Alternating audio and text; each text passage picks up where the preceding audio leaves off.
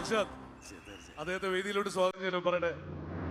90s കിഡ്സിന്റെ ലേബറിന്റെ തൊട്ടാണ് ഇതിന്റെ ഏറ്റവും വലിയ കാര്യം. അത് കഴിഞ്ഞാൽ ലോകം നമ്മളെ കാണിച്ചത് ആ ക്യാമറയിലൂടെയാണ്. നമ്മളെ ഓരോരുത്തരെയും ഇന്ന് യാത്ര ചെയ്യാൻ സാധിക്കുമെങ്കിൽ യാത്ര ചെയ്യണമെന്ന് പഠിപ്പിച്ച ആള് കൂടിയാണ് അദ്ദേഹം. ഷാർജ നിറക്കയ്യടിയോടുകൂടി സ്വാഗതം ചെയ്യാം. Let's welcome Santhosh George Kulangara.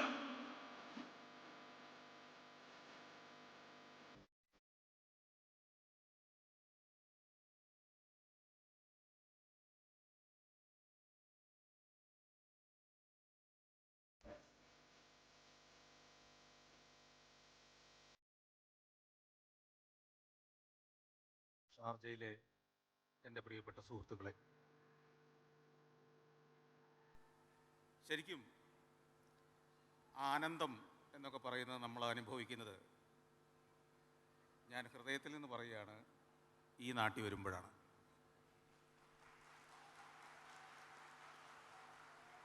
യഥാർത്ഥ സ്നേഹം എന്ന് പറയുന്നത് ഞാൻ അനുഭവിക്കുന്നത് ഈ നാട്ടിലൂടെ സഞ്ചരിക്കുമ്പോഴാണ്. സാഹോദര്യം എന്ന് പറയുന്നതിനെ ഞാൻ തൊട്ടറിയുന്നത് നിങ്ങളുടെയൊക്കെ കൂടെ ഇവിടെ ചില ദിവസങ്ങൾ ചെലവഴിക്കുമ്പോഴാണ്. ഇത് ഞാൻ നിങ്ങളെ സൂചിപ്പിക്കാൻ പറഞ്ഞതല്ല. ഞാൻ എൻ്റെ സഞ്ചാരത്തിലൂടെ, എൻ്റെ സഞ്ചാരിയുടെ ഡയറിക്കുറിപ്പിലൂടെ ഒക്കെ ഞാൻ പറയാറുള്ളൊരു കാര്യമാണ്. ഈ നാട്ടിലേക്ക് വരുമ്പോൾ, പ്രത്യേകിച്ച് ദുബായിലേക്ക്, ഇവിടേക്ക് വരുമ്പോൾ സ്നേഹം കൊണ്ട് പൊതിയുന്ന മനുഷ്യരുടെ നടുക്കാണ് ഞാൻ നിൽക്കുന്നത്. അതിന് ഞാൻ ആദ്യം തന്നെ നിങ്ങൾക്കെല്ലാം നന്ദി പറയുന്നു. Thank you very much. പിന്നെ ദിൽഷാദ് ഒരു ഗംഭീര സ്വപ്നമാണ് ഇന്ന് മുമ്പോട്ട് വയ്ക്കുന്നത്. അതിഗംഭീരമായൊരു സ്വപ്നം. അമ്മമാർക്കും ഭാര്യമാർക്കും വേണ്ടിയുള്ള ഒരാപ്പ്. പക്ഷെ ശരിക്കും ഇത് പുരുഷന്മാർക്കിട്ടുള്ള ഒരാപ്പാണെന്ന് നിങ്ങൾ മനസ്സിലാക്കിയിട്ടുണ്ടോ? മിഥുന് മനസ്സിലായായിരുന്നോ? വളരെ കൃത്യമായിട്ട് റീൽസ് ഒക്കെ ഉണ്ടാക്കി ഭാര്യയും ചേർത്ത് നടത്തുന്ന പരിപാടി ഇനി കഥ മാറും. ഇനി കിട്ടില്ല. അപ്പോൾ ഇവിടെ ഇരുന്നപ്പോൾ എനിക്കൊരു ഐഡിയ തോന്നി. തിരിച്ചെന്ന ഉടനെ തന്നെ ഞാൻ ഡാഡ്സ് ആൻഡ് ഹസ്ബൻഡ്സ് എന്ന് പറഞ്ഞൊരു ആപ്പ് തുടങ്ങാൻ പോവാണ്. ആ ദുഃഖഭരിതമായ മുഖവുമായിട്ടിരിക്കുന്ന പുരുഷന്മാർക്കെല്ലാം വേണ്ടിയിട്ടാണ് ഞാനിത് പറയുന്നത്. നമുക്കും വേണ്ടേ ഒരു ജീവിതം? ഏതായാലും അതിഗംഭീരമായൊരാശയമാണ്. എത്രയോ ലക്ഷം വനിതകൾ അവരുടെ യഥാർത്ഥ കഴിവെന്ത് എന്ന് തിരിച്ചറിയുക പോലും ചെയ്യാതെ ഭർത്താക്കന്മാർക്ക് എല്ലാ സൗകര്യവും, അല്ലെ കുടുംബത്തിൻ്റെ എല്ലാ സൗകര്യവും ഉണ്ടാകാൻ വേണ്ടി ജീവിതം ത്യാഗനിർഭരമായി നയിച്ചുകൊണ്ടിരിക്കുന്നു.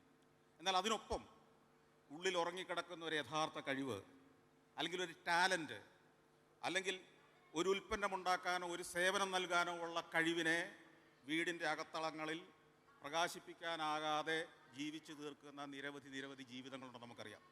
തീർച്ചയായും അവർക്ക് ഈ ലോകത്തിൻ്റെ മാർക്കറ്റിലേക്ക്, അല്ലെ ലോകത്തിൻ്റെ സാധ്യതകളിലേക്ക് വാതിൽ തുറക്കുന്ന അതിഗംഭീരമായൊരാശയമാണ് മോംസ് ആൻഡ് വൈഫ്സ് എന്ന കാര്യത്തിൽ യാതൊരു സംശയവുമില്ല.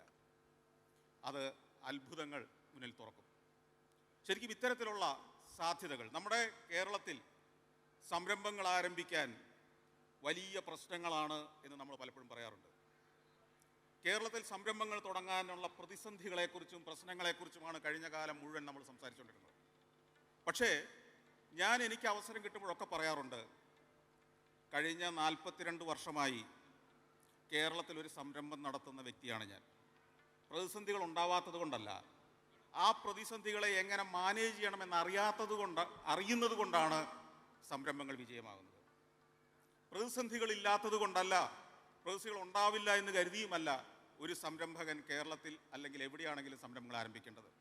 അതിൻ്റെ പരിഹാരമാർഗങ്ങൾ കണ്ടെത്താൻ കഴിയുന്നവനാണ് യഥാർത്ഥ സംരംഭകൻ. അപ്പോൾ വലിയൊരു പ്രശ്നത്തിന് വലിയൊരു സാധ്യത കണ്ടെത്തിയിരിക്കുകയാണ് ഇവിടെ ദിൽഷാദും അദ്ദേഹത്തിൻ്റെ സുഹൃത്തുക്കളും ചേർന്ന്.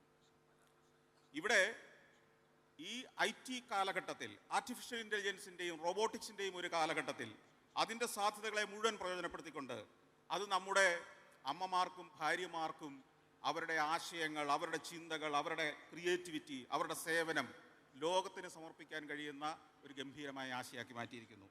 ഞാൻ പ്രത്യേകം അഭിനന്ദിക്കുന്നു. വലിയൊരു വിജയമാകട്ടെ എന്ന് ആശംസിക്കുന്നു. കാരണം ഇത് വിജയിക്കേണ്ടത് നമ്മുടെ സമൂഹത്തിൻ്റെ മലയാളി സമൂഹത്തിൽ നിന്ന് ഇത് ലോക സമൂഹത്തിലേക്ക് പടരുക തന്നെ ചെയ്യും. പക്ഷേ മലയാളി സമൂഹത്തിൻ്റെ ഒരു അഭിമാനമായി ഇത് മാറും എന്ന് ഞാൻ വിശ്വസിക്കുന്നു. എല്ലാ ആശംസകളും നേരുന്നു. Thank you very much.